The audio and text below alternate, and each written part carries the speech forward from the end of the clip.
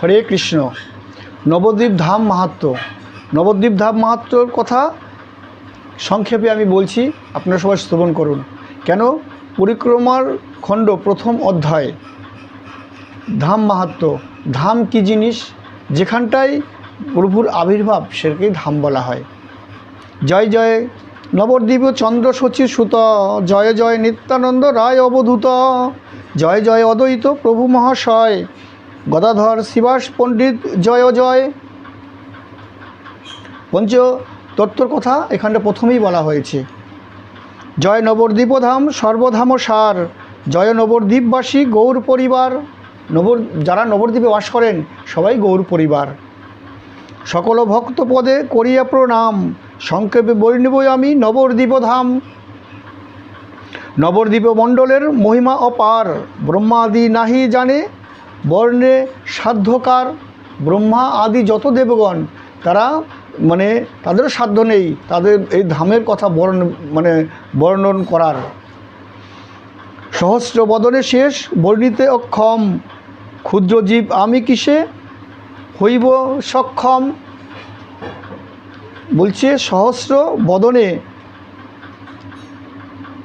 শেষ, শেষ নাগের কথা বলছে, আর আমি ক্ষুদ্র জীব, এই মুখে কি করে বলব এই নবদ্বীপের ধামের মাহাত্ম্য কথা। সত্য বটে নবদ্বীপ মহিমা অনন্ত, দেব দেব মহাদেব নাহি পায় অন্ত।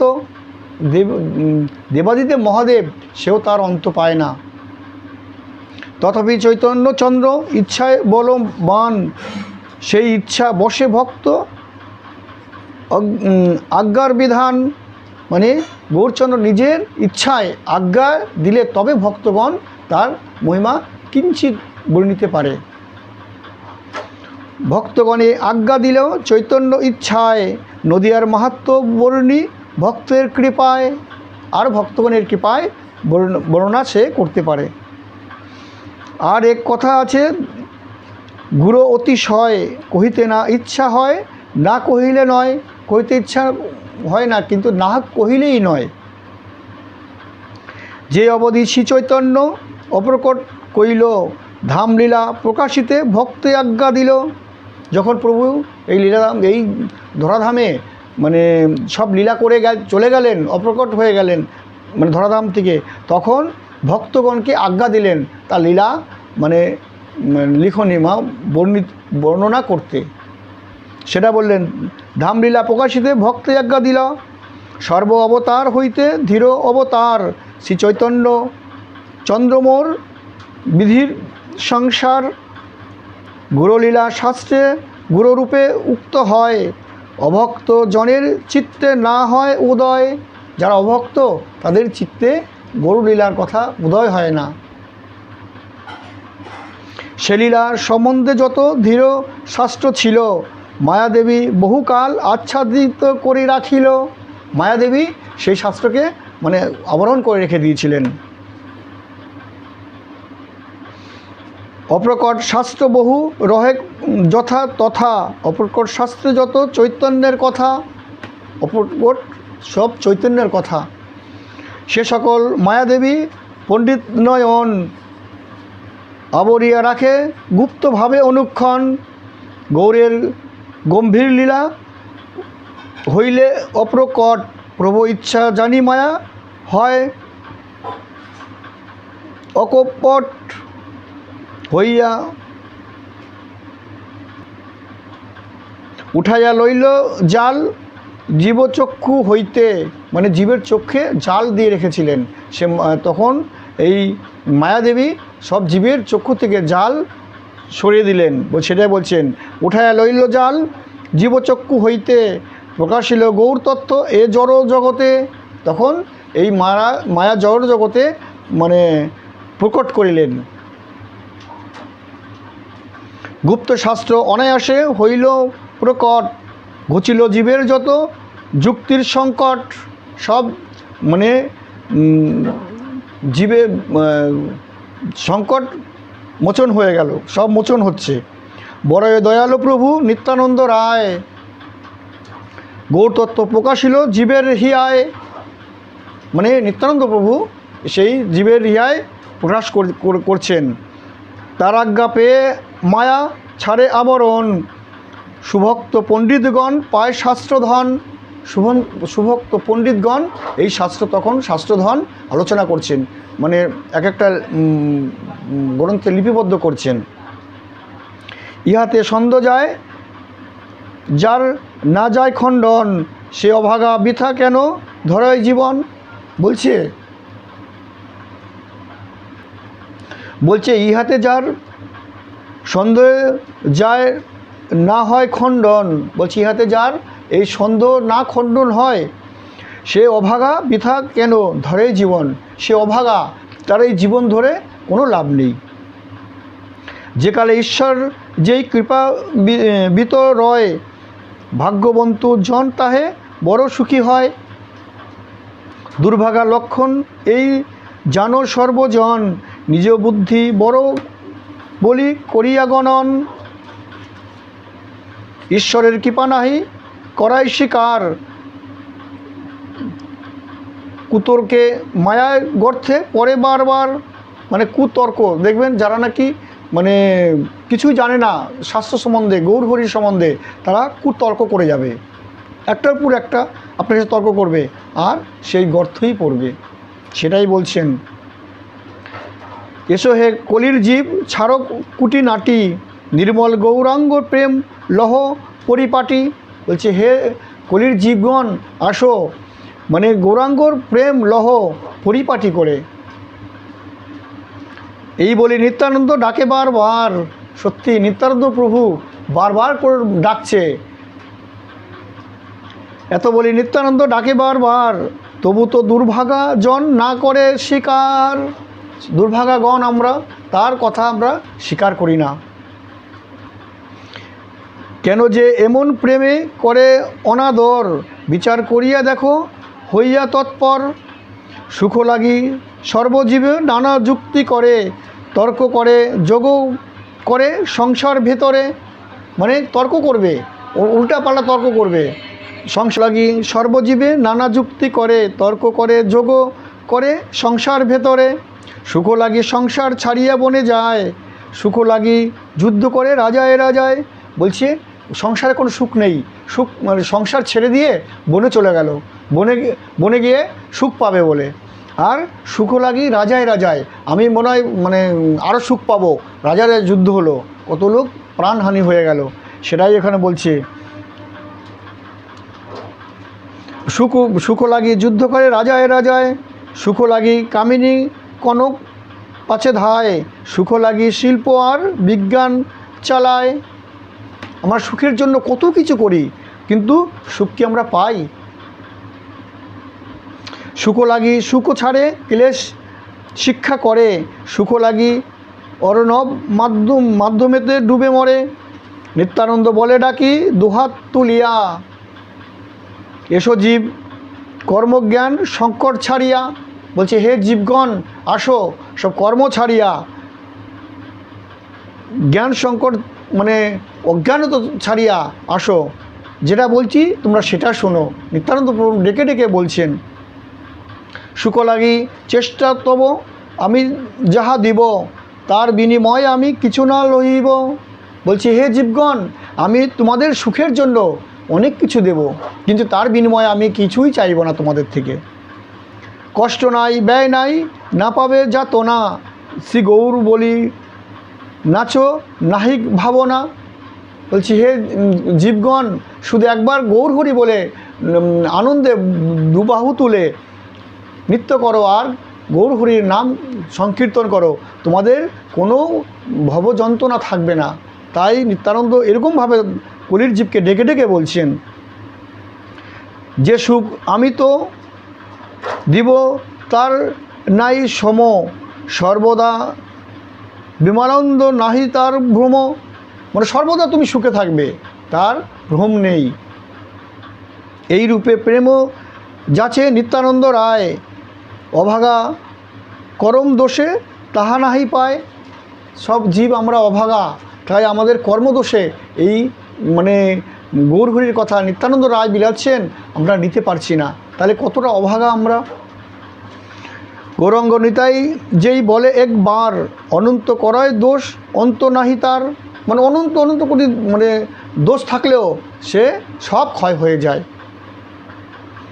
আর এক গুরু কথা শোনো সর্বজন, কলিজীবে যোগ্য বস্তু গৌরলীলা ধন।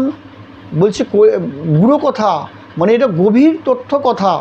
একমাত্র এই কলিযুগের গৌরধামই হচ্ছে সর্বশ্রেষ্ঠ লীলা। গৌর কথাই হচ্ছে সর্বশ্রেষ্ঠ। তাই এটা হচ্ছে মানে গুপ্ত কথা, সেটা নিত্যানন্দ প্রভু সবাইকে ডেকে ডেকে বলছেন।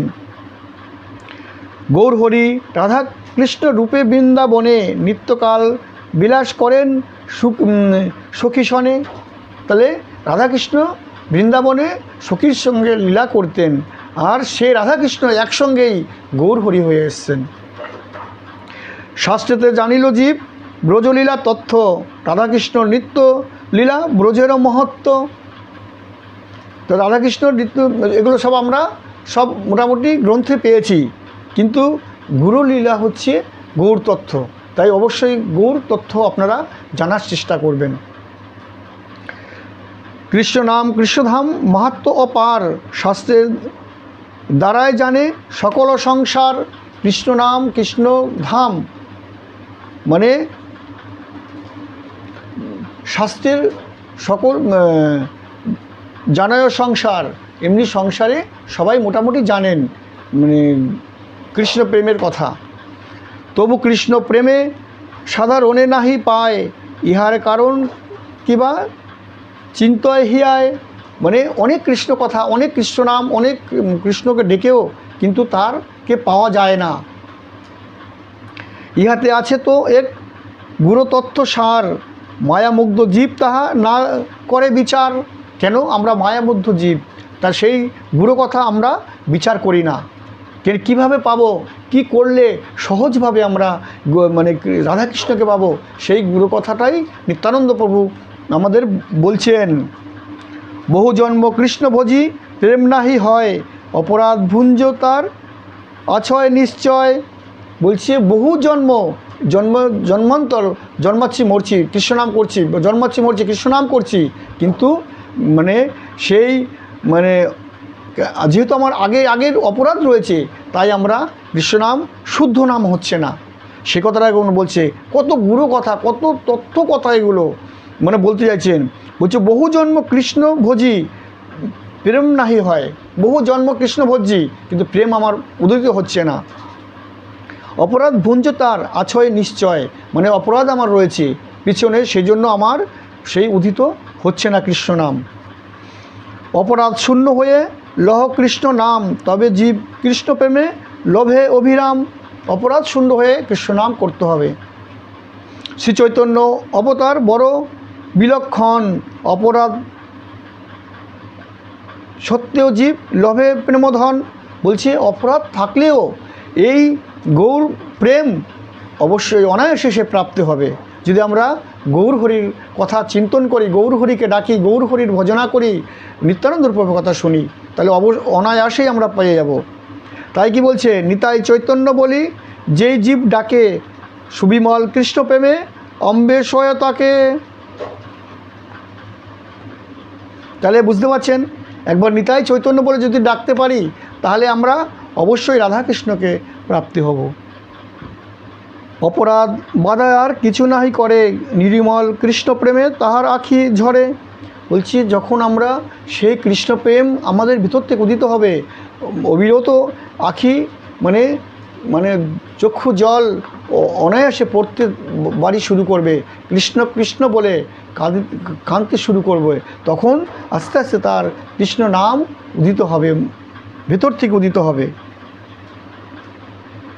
স্বল্পকালে অপরাধ আপনি পলায়, হৃদয়ে শোধিত হয় প্রেম বাড়ে তাই। মানে আস্তে স্বল্পকালেই তখন দেখবেন আপনার মানে হৃদয়ে শোধিত হয়ে যাবে। কলিজীবের অপরাধ অসংখ্য দুর্বার, গৌর নাম বিনা তার নাহিক উদ্ধার। বলছে কলির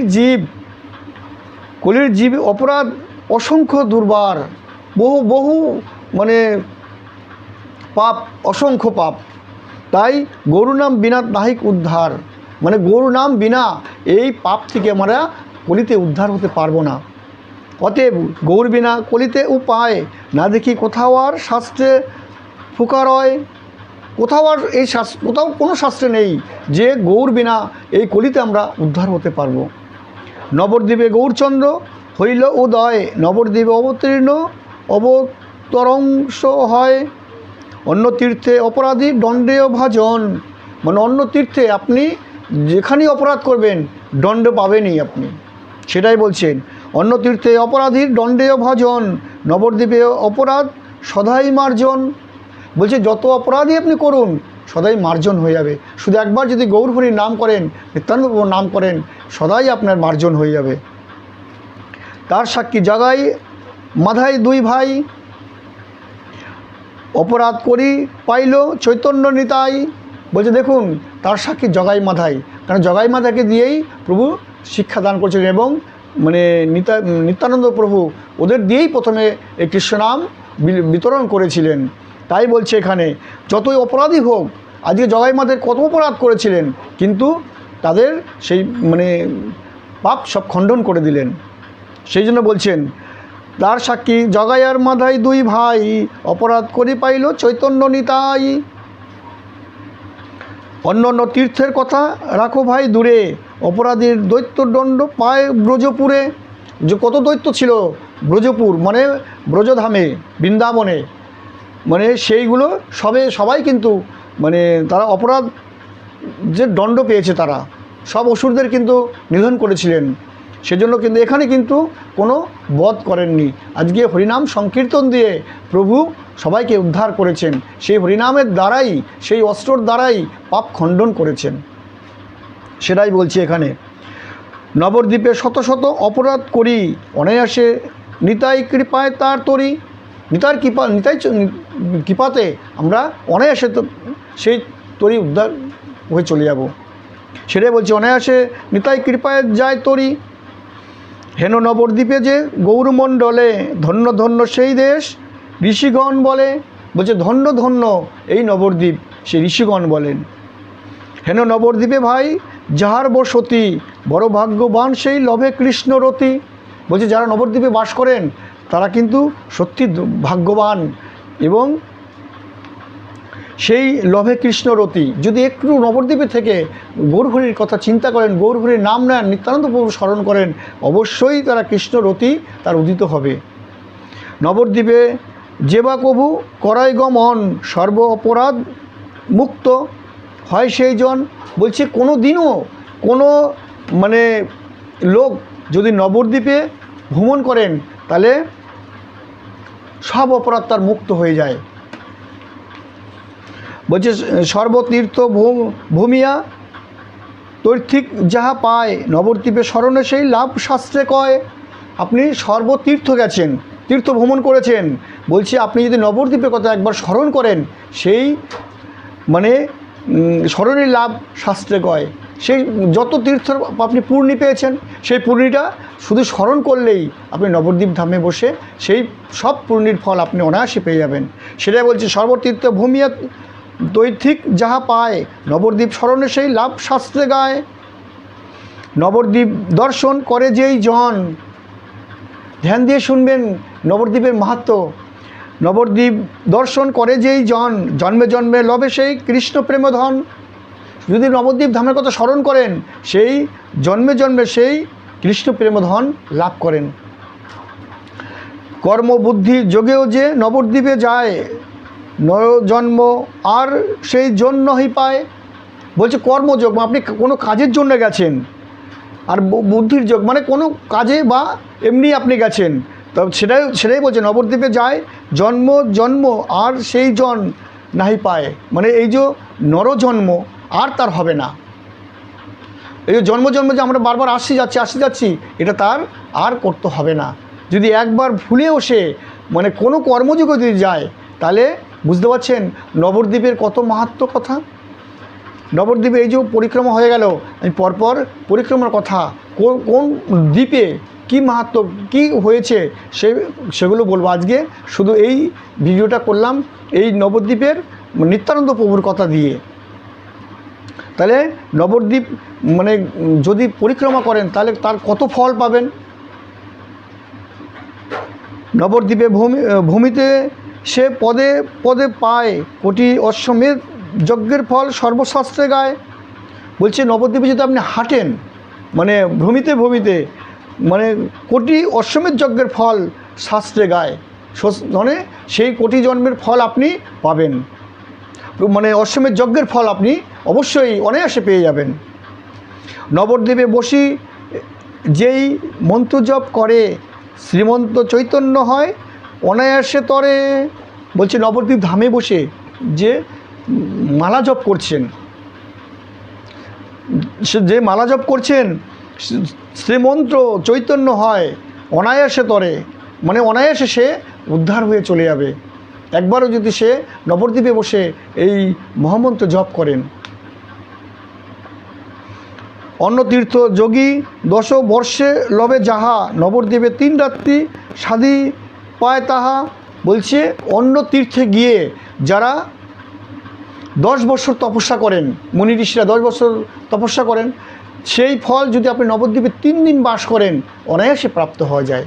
তাহলে কেন আপনি কষ্ট করে এই মানে গাছতলায় এই পাহাড়ে গিয়ে অত কষ্ট করে তপস্যা করবেন। তাই নবদ্বীপে 3 দিন বাস করলে সেই ফলই অনায়াসে প্রাপ্ত হয়ে যায়। অন্য তীর্থে ব্রজজ্ঞানে যেই যুক্তি হয় নবদ্বীপে ভাগীরথীর স্থানে তাহা ঘটয়। মানে আপনি ব্রজধামে সে যেই যুক্তি হয় নবদ্বীপে ভাগীরথীর স্নান তাহা ঘটায়, মানে ভাগীরথী মানে গঙ্গায় একবার স্নান করলেই সেই সব আপনি অনায়াসেই প্রাপ্ত হয়ে যাবেন।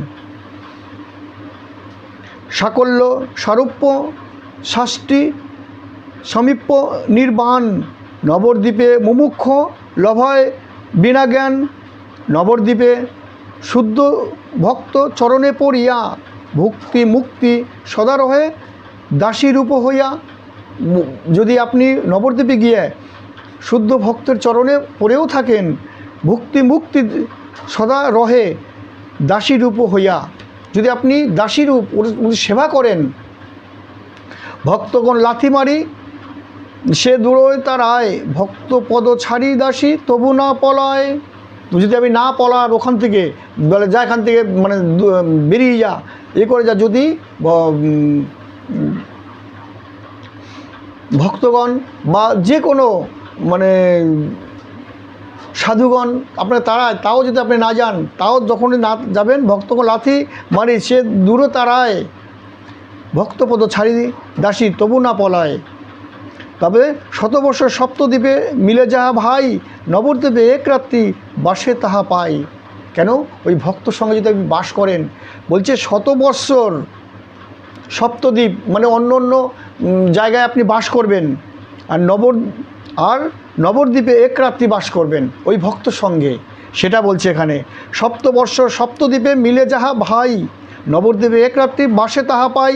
ওই ভক্তের সঙ্গে ভক্ত যদি তাড়িয়ে দিলেও আপনি যাবেন না, ওখানেই থাকবেন ভক্তের পাশে। হেন নবদ্বীপ ধাম সর্বধাম সার কলিতে আশ্রয় করি জীব হয় পার। বলছে কলিতে একমাত্র নবদ্বীপ ধামকে আশ্রয় করলেই আপনি অনায়াসেই পার হয়ে যাবেন। তারক পারক বিদ্যোদয় অবিরত নবদ্বীপ প্রবাসীগণে সেবে রীতিমতো নিতাই জাহ্নবা পাদ পদ্ম যার আশ সে ভক্তি বিনোদ গায় পাইয়া উল্লাস। তাই নবদ্বীপ ধাম অবশ্যই আপনারা দর্শন করবেন, এবং যারা যেতে পারেননি তারা অবশ্যই গৌরলীলার কথা, গৌর ধামের কথা এবং গৌর পূর্ণিমার কথা এবং গৌর পূর্ণিমার অভিষেক সবই আপনারা এই ভিডিওর মাধ্যমে অবশ্যই আপনারা দর্শন করবেন, সেই মনের ভাবটা উদিত করবেন, মনের ভাবটা রাখবেন। আর এই গৌরের কথা আরও আমি অনেক ভিডিও করব, অবশ্যই আপনারা শ্রবণ করবেন। কেন হয়তো ভাববেন যে কি কথা, কিন্তু না, আপনারা শুনলেই আপনারা সেই একই ফল প্রাপ্ত হবেন। যারা পরিক্রমা করেছেন তারা তো ফল প্রাপ্ত হয়েছেন, আর যারা যা যেতে পারেননি তারা মানসে পরিক্রমা করবেন, মানসে চিন্তা করবেন নবদ্বীপের ধামের কথা, নবদ্বীপের মাহাত্ম্য কথা। তাই অনায়াসে আপনারা সেই পূর্ণ সঞ্চয় করবেন। আর ভালো থাকবেন, সুস্থ থাকবেন। হরে কৃষ্ণ।